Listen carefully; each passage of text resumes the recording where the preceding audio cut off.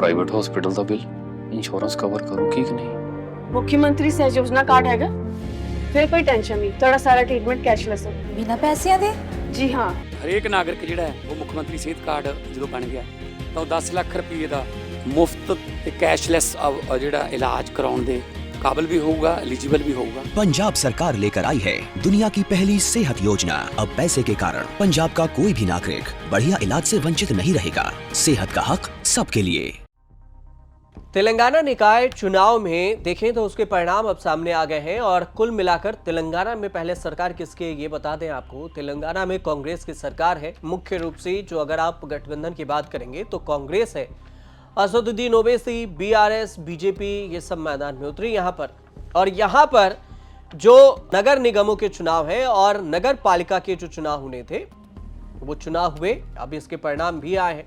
116 नगर पालिकाओं और 7 नगर निगमों के नतीजे सामने आए। इस नतीजों के बारे में बताने से पहले आपको कुल मिलाकर ये बता दें तो तेलंगाना निकाय चुनाव में कांग्रेस की बम्पर जीत हुई है। जो आंकड़े अभी सामने आए हैं मेरे पास, उन आंकड़ों के हिसाब से अगर देखेंगे तो बीजेपी ने चौंकाया जरूर है, लेकिन कांग्रेस की बम्पर जीत हुई है।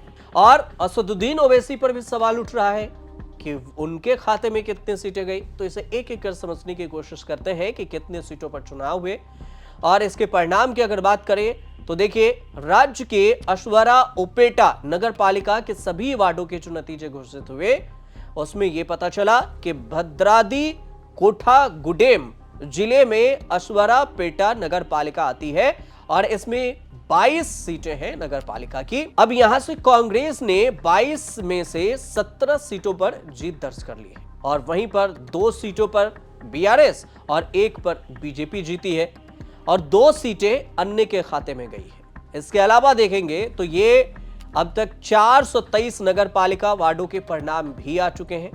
इसमें से कांग्रेस बम्पर जीत रही है और अच्छी खासी बढ़त बनाई हुई थी।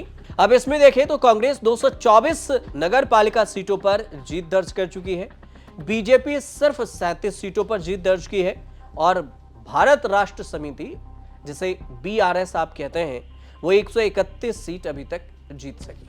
जब ये खबर आप तक पहुंच रही है तब तक के आंकड़े आपको बता रहे हैं, हो सकता है कि इसमें थोड़े आगे पीछे सीट हो, लेकिन जो आंकड़े अभी तक बताए जा रहे हैं वो यही हैं।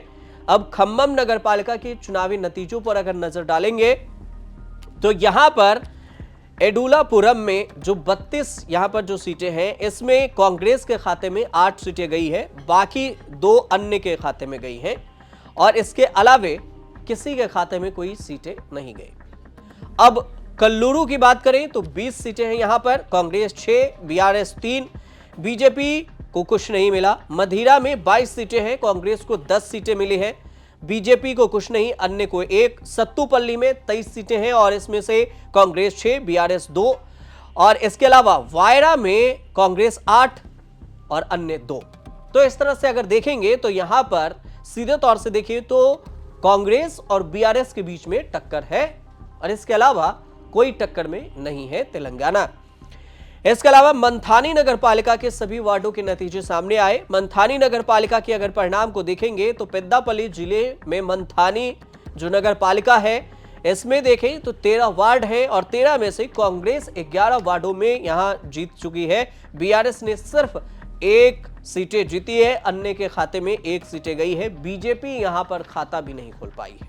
अब कुल अगर देखा जाए तो 2582 वार्ड की अगर बात की जाए तो 2582 में से करीब करीब 2300 के नतीजे सामने आए नतीजे और 1200 के करीब जो सीटें हैं 1200-1250 के करीब में वो कांग्रेस जीती।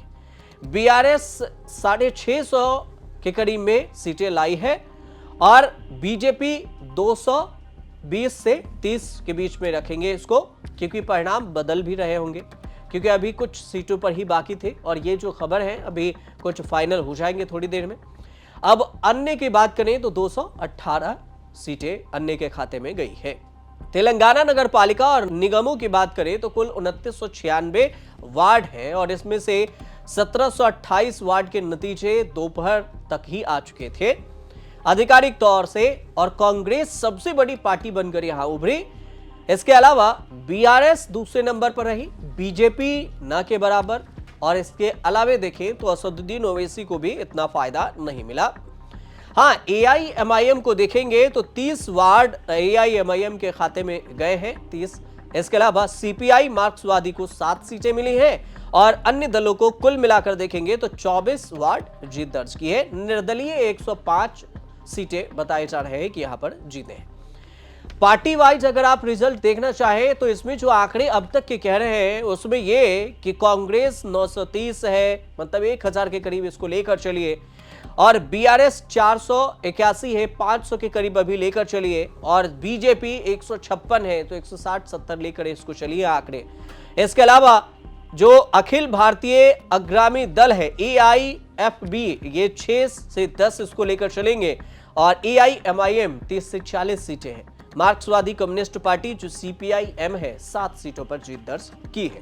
लेकिन इस पूरे को अगर देखेंगे आप तो निकाय चुनाव, तेलंगाना निकाय चुनाव में कांग्रेस की बम्पर जीत हुई है और कांग्रेस के लिए फायदा भी है।